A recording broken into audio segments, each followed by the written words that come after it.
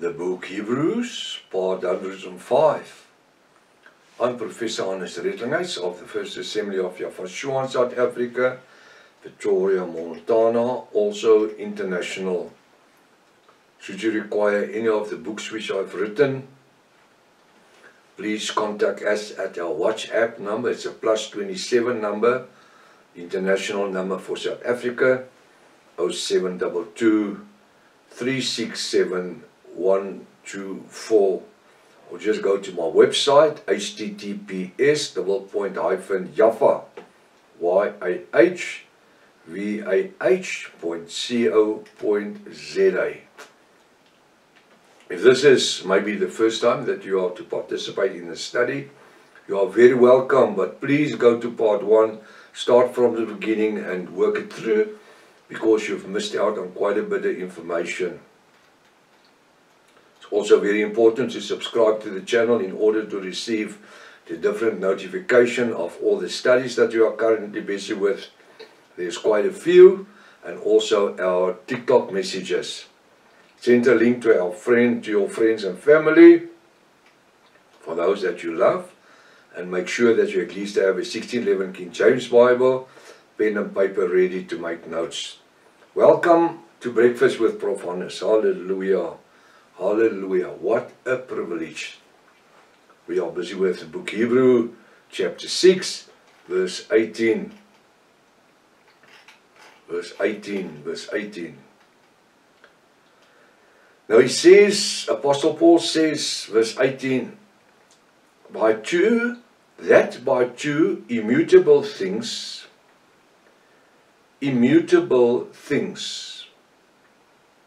in which it was impossible, totally impossible, for Yahweh our Elohim to lie. Why? Because he's not a man. Will he say something, or should he say something and not do it? If he promised it, he will do it. He promised his son, Yafashua, to take the place of 613 different Old Testament laws. Did you realize that? An Old Covenant, Old Testamental covenant with 613 laws that we do not know, except for Elijah that went into heaven alive, that the laws have saved anybody else. But Yafashua came, and what was impossible for the 613 laws of Moses to do, he did. Why and how? Why? Because salvation needed to come to this earth through the blood of grace, which is Yafashua himself, bringing a New Testamental covenant, not written in blood of doves and little lambs and animals, but written in the blood of the Son of Yafashua, or Yahweh our Elohim, excuse me. And that is what is important. That is what makes the difference. Now it says here in verse 18, that by two immutable things in which it was impossible for Yahweh our Elohim to lie, we might have a strong consolation,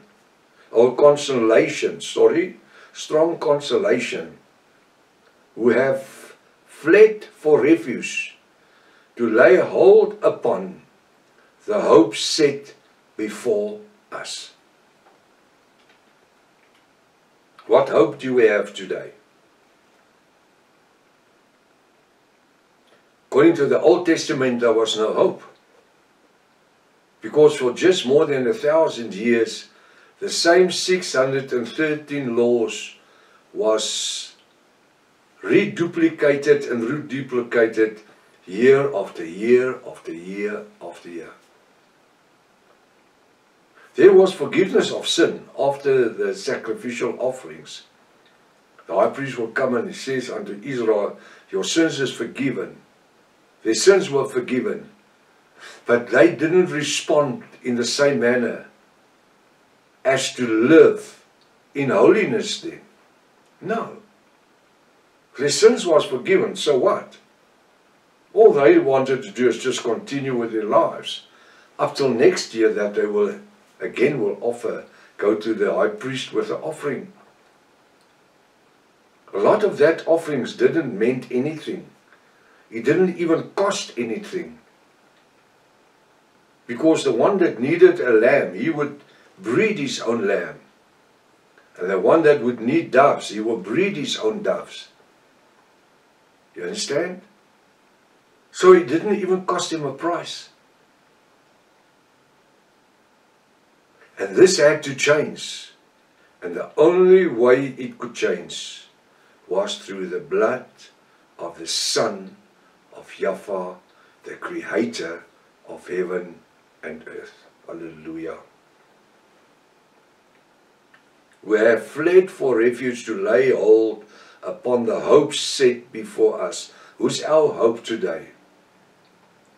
2,000 years, our hope is Yahweh, sitting on the right hand of the Father, Yahweh our Elohim, interceding for us. Now, we are coming into the straight. When you run a 400-meter race, you will start this side and you will run right around.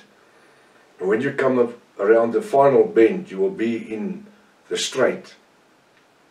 Now we are in the straight. We're nearly to the winning line, where we will start to enter into Hebrews 7, which is just going to open so many things unto us, which we never understood before, which was never even preached by the Protestant or Charismats.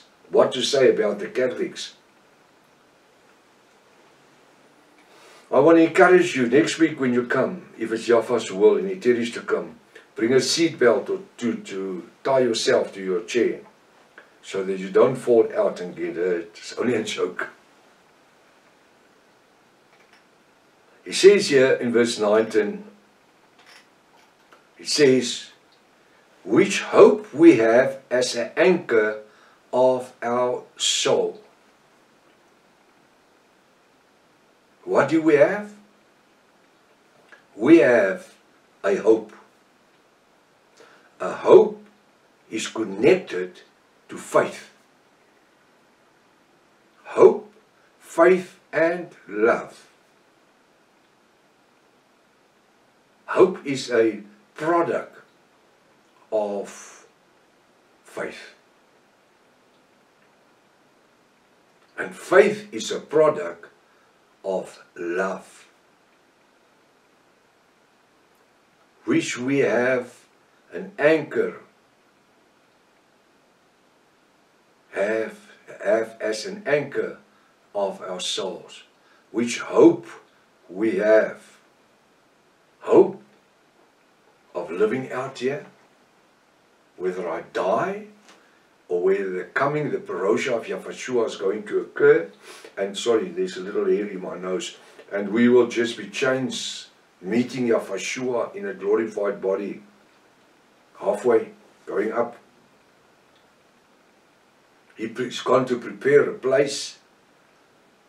It is hope. Its hope is believing in something that we haven't seen for 2,000 years. But trusting in it, even if I die, this hope can be going to my son and my daughter and my grandchildren and great-grandchildren. Because we stood fast in the hope of grace. Which hope we have as an anchor of our soul.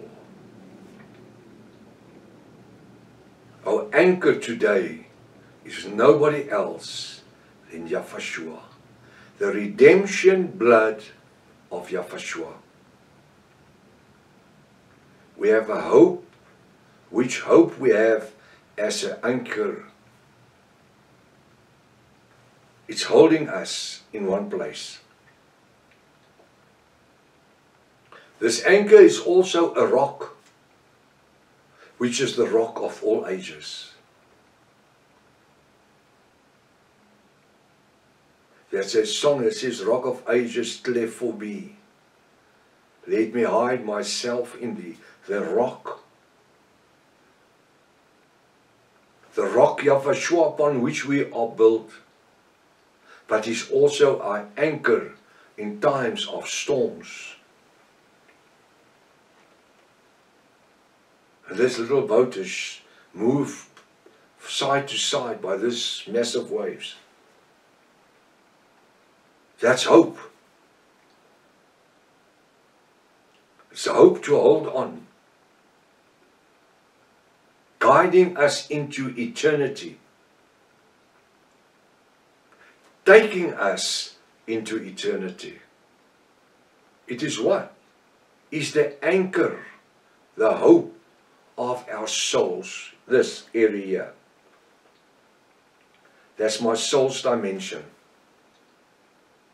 This is where hope is functioning. This is where the anchor originates from. Believing in the blood and the resurrection power of Yahweh our Elohim. The blood of our Savior Yahshua.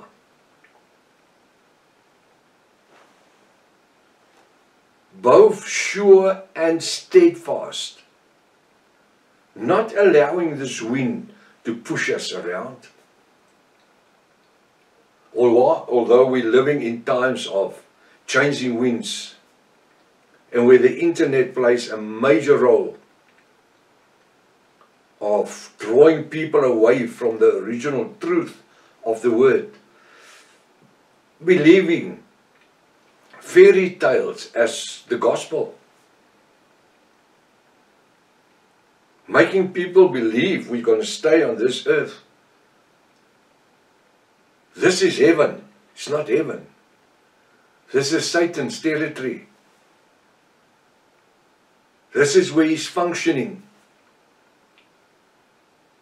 We have a better hope of eternity with Yahshua,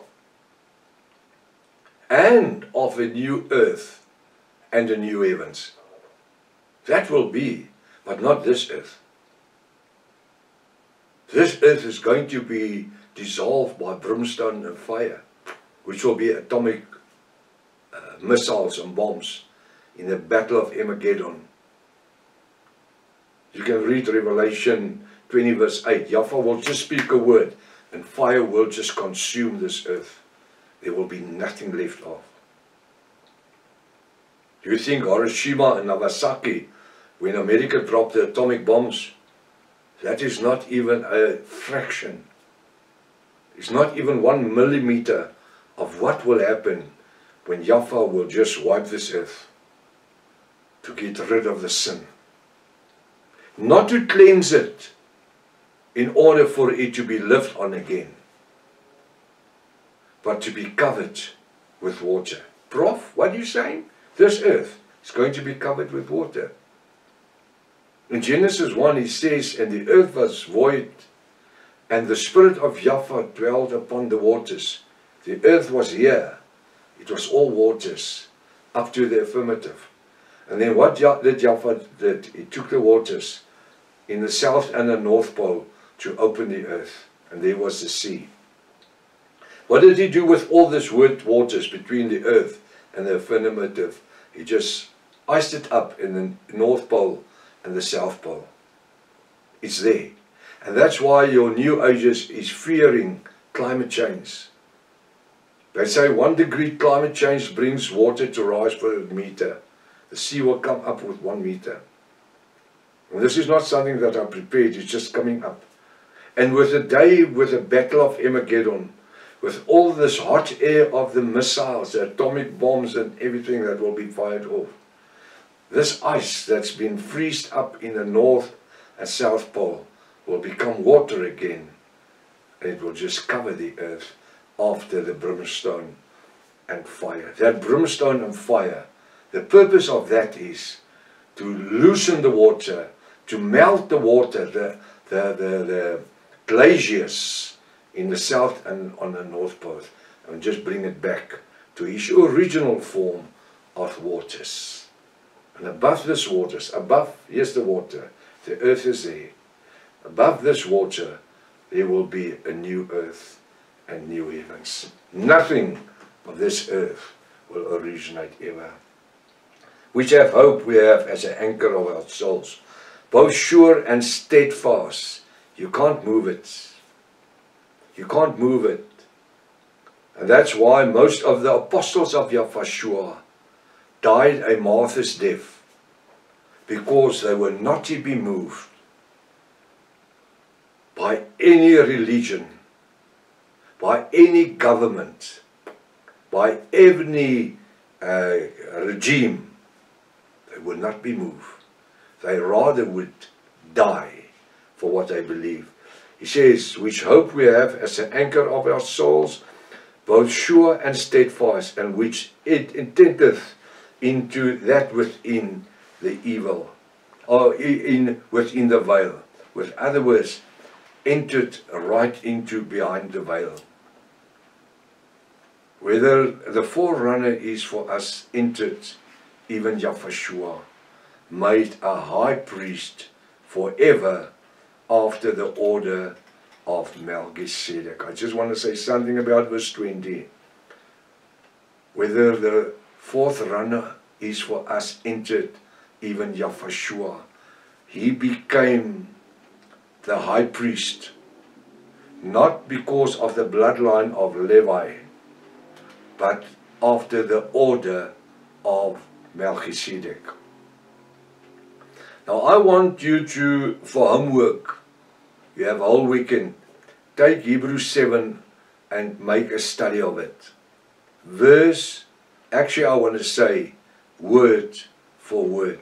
Make your own comments, because we are going to break it up in, not in sentences, not in words, but in letters, to come to the revelation of the word, which for more than 600 years has never been preached about or teach about. And I just want to say again, bring a seatbelt or two, because you're going to need it. This is for sure. If it's Father's will, enjoy the weekend, be a testimony unto the kingdom of Yahweh. Maranatha. Yahweh is coming back again. Hallelujah.